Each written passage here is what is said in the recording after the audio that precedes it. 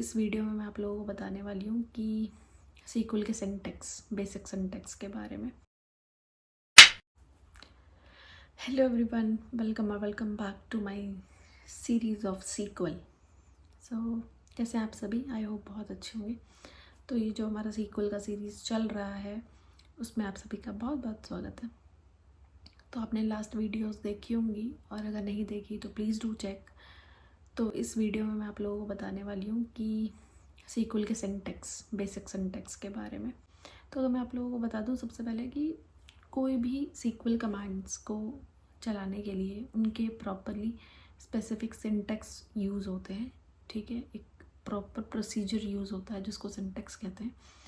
ठीक है, अगर आपको सीक्वल के कमांड्स को समझना है तो उसके सिंटैक्स को समझना बहुत ज़रूरी है। ठीक है, तो चलिए शुरू करते हैं। सबसे पहले मैं आप लोगों को बता, सीक्वल का फुल फॉर्म है स्ट्रक्चर्ड क्वेरी लैंग्वेज। तो ये बेसिकली क्या करता है, डेटाबेस से डेटा को फैच करने के लिए, इंसर्ट करने के लिए, मॉडिफाई करने के लिए इसलिए यूज़ किया जाता है। ठीक है, पर्टिकुलरली तो ये हो गया। अब हर सीक्वल कमांड का अपना एक फॉर्मेट होता है जिसको हम सिंटैक्स कहते हैं। ठीक है, तो ये चीज़ें क्लियर हो गई। अब मैं आपको स्क्रीन की तरफ लेके चलती हूँ और चीज़ें कुछ क्लियर करती हूँ। ठीक है, बेसिक जो भी सीक्वल के बेसिक सिंटैक्स होंगे, सबसे पहले हम आते हैं इसके कीवर्ड्स पे। ठीक है, बेसिक कीवर्ड्स क्या क्या है? सिलेक्ट, फ्रॉम और वेयर, ये तीन चीज़ें ही हैं जो इसके बेसिक है। सबसे पहले सिलेक्ट, फ्रॉम और वेयर। ओके, सिलेक्ट का क्या है? जहाँ से आपको डेटा सेलेक्ट करना है।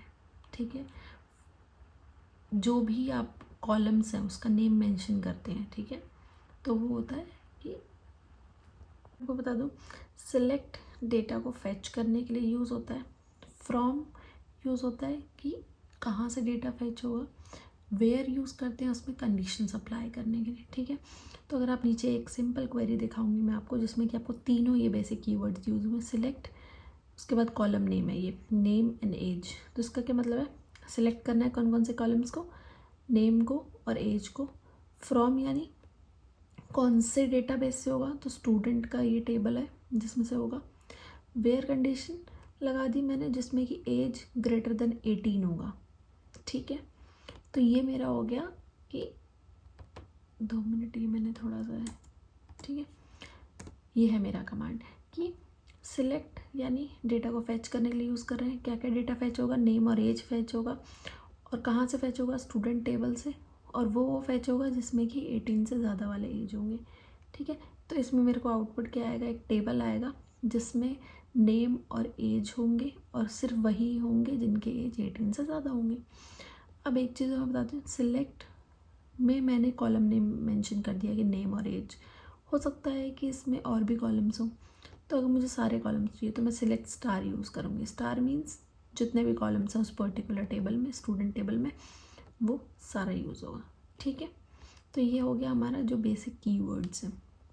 अब लोगों को जो भी वीडियो का एक्सप्लेनेशन होगा उस पर्टिकुलर जो मैंने आपको दिखाया वो क्वेरी, उसका एक्सप्लेनेशन आपको समझ में आ गया होगा कि सिलेक्ट क्या कर रहा है, फ्रॉम क्या कर रहा है और वेयर क्या कर रहा है।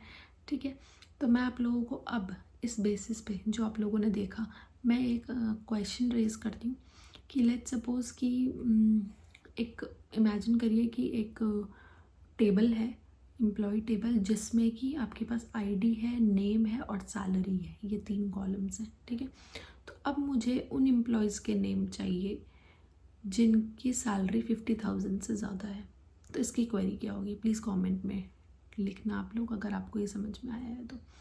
ठीक है, तो ये हमारी बेसिक क्वेरीज थी कि कैसे ये बेसिक तीन चीज़ें हम कैसे यूज़ कर रहे हैं। फर्दर आगे नेक्स्ट वीडियोज़ में मैं आप लोगों को बताऊँगी कि डेटाबेस कैसे क्रिएट करना है।